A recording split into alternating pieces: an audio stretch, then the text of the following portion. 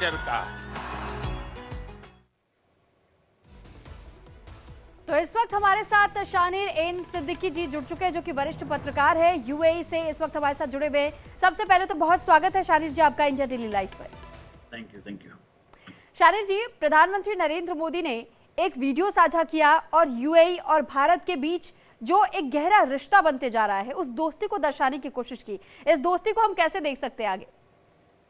देखिए, यूएई और इंडिया की जो दोस्ती है वो ऐसा नहीं है कि अभी बिजनेस कोलैबोरेशन स्टार्ट हुआ है तो हमारी दोस्ती स्टार्ट हो गई है। ये बहुत हिस्टोरिक है।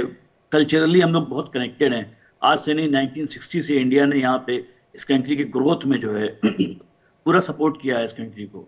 और इस चीज़ को यहाँ के लोकल रूलर्स भी और लोकल जो यहाँ के लोग रहने वाले हैं उसको भी एक्नॉलेज करते हैं, उसको मानते हैं। तो और ये जो अब जो हम पीएम मोदी का जो दौरा होता है बार बार, ये उस दोस्ती को एक आगे ले जाने की कोशिश है, उसके एक अलग लेवल पे ले जाने की कोशिश है एक्चुअली कहा जाए तो। और शानिर जी, एक और चीज समझना चाहेंगे, क्योंकि हमने देखा है कि अबू धाबी जैसी जगह में अगर हिंदू मंदिर का निर्माण किया गया है तो ये समझा जा सकता है कि किस प्रकार की दोस्ती भी है, और उस भावनाओं को भी समझा गया है यूएई की तरफ से कि हिंदू प्रवासी लोग भी यहाँ पर रह रहे हैं, भारत से जुड़े हुए लोग रह रहे हैं, उनके लिए भी एक आस्था का केंद्र होना चाहिए। यूएई एक ऐसा इकलौता देश है जहाँ पे एक पूरी मिनिस्ट्री है, ministry of tolerance and coexistence. वो मिनिस्ट्री इसी पे काम करती है कि क्योंकि सिर्फ इंडियन नहीं रहते यहाँ पे, दुनिया भर के 200 से अधिक नेशनलिटी के लोग रहते हैं। तो उनकी फीलिंग्स को कैसे समझा जाए, उनकी क्या ज़रूरतें हैं, उनकी कल्चरल रिक्वायरमेंट क्या है, उसको पूरा किया जाए। तो ये एक यूनिक कंट्री है जहाँ पे शायद धर्म बहुत अलग रख के जो है ना, वो कल्चरली लोगों को जोड़ने की कोशिश होती है। और ये जो हमारा आज जो मंदिर का उद्घाटन होगा, ये जो पहला स्टोन टेम्पल बनेगा यहाँ पे, ये शायद उसी कल्चर की रिकग्निशन को जो है एक आइडेंटिफाई करने की कोशिश की गई है। और करेंटली अगर हम देखें तो बिजनेस में भी इंडिया यूएई का जो एक लेवल है, मतलब अभी मेरी बात हो रही थी 2 दिन पहले यूएई एम्बेसडर टू इंडिया से, तो उन्होंने ये कहा कि देखिए बड़ी कंपनियां तो यूएई आ रही हैं, अब हमारी कोशिश ये है कि जो इंडिया के एसएमईज हैं, जो छोटे प्लेयर्स हैं, उनके लिए यूएई की मार्केट को ओपन किया जाए।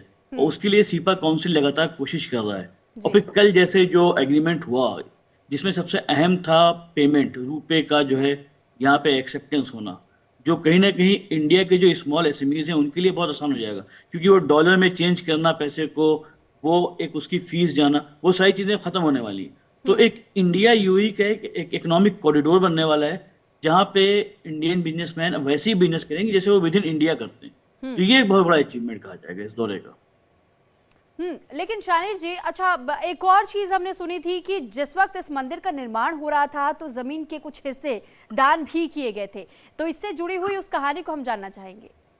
कुछ नहीं, एक्चुअली जब 2015 में ये प्रपोजल दिया था मिनिस्ट्री को, जब पीएम मोदी आए थे, लोगों ने ये बात रखी थी। अच्छा, क्योंकि दुबई में बहुत सारे मंदिर हैं, दुबई में 4-5 मंदिर है और बहुत पुराने मंदिर भी हैं, 1960 1970 से मंदिर है। अबू धाबी में नहीं था, तो ये एक डिमांड थी कि यहाँ पे भी कुछ होना चाहिए जहाँ पे हमको पूजा करने की आसानी हो।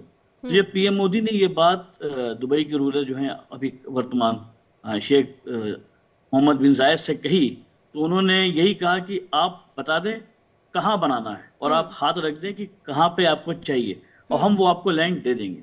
और इसकी शुरुआत हुई थी 5 एकड़ से। 5 एकड़ पहले लैंड दिया, फिर ये हुआ कि उसको बढ़ा के 13 एकड़ कर दिया गया, फिर उसको बढ़ा के जो है 13.5 और एडिशनल दे दिया गया। तो अब ओवरऑल जो पूरा रकबा जो है वो मंदिर का पार्किंग मिला के वो तकरीबन 27 एकड़ का है।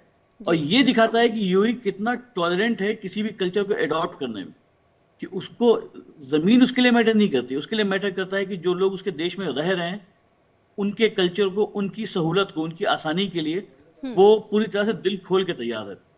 जी, और शानिर जी, कहीं ना कहीं यही बहुत पवित्र चीज भी हम इसे कह सकते हैं, जिस तरीके से उस आस्था का ध्यान रखा गया, ख्याल रखा गया कि बलुआ पत्थर जो कि राजस्थान से सीधे यहाँ पर आया और उससे इस पूरे मंदिर का निर्माण किया गया, तो कहीं ना कहीं उस कनेक्शन को फील करने की कोशिश यूएई की तरफ से भी की गई है कि अगर हम मंदिर का निर्माण कर रहे हैं तो जिन लोगों की आस्था इस मंदिर से जुड़ी होगी उसे किसी कीमत पे कहीं कोई ठेस ना पहुंचने पाए, और जो आस्था है हम उसी के तहत में इस मंदिर का निर्माण करवाएं।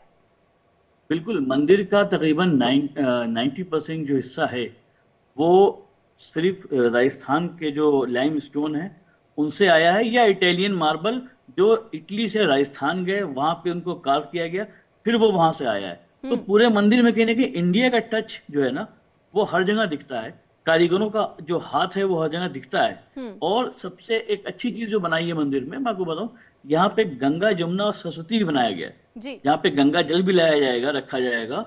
एक गंगा रिवर बनाई गई है, एक सरस्वती जमुना रिवर बनाई गई है, और सरस्वती रिवर के लिए एक लाइट का जो है वो सिंबॉलिक वो दिया गया है, जी। फॉर्मेशन किया गया है। तो वो जी। पूरा जो है ना ध्यान रखा गया है कि जो हमारी आस्थाएं हैं, और आस्था, अब चूंकि यहाँ पे इंडिया के लोग तो पूरे इंडिया से हैं, सारे स्टेट से हैं, तो ऐसा नहीं है, यहाँ इसमें न केवल राम जी हैं, कृष्ण भगवान हैं, शिव भगवान हैं, साथ ही भगवान अयप्पा, बालाजी, और जो और बाकी भगवान से, तो सबका जो है एक अपना अपना स्थान दिया गया है। तो जी। किसी भी राज्य के लोग यहाँ आके जो है अपनी अपनी आस्था के अनुसार जो है पूजा कर सकते हैं। हम्म। ये बड़ा एक ओवरऑल ये मंदिर जो है ना वो पूरे इंडिया को रिप्रेजेंट करेगा, इंडिया की आस्था को यहाँ पे रिप्रेजेंट करेगा।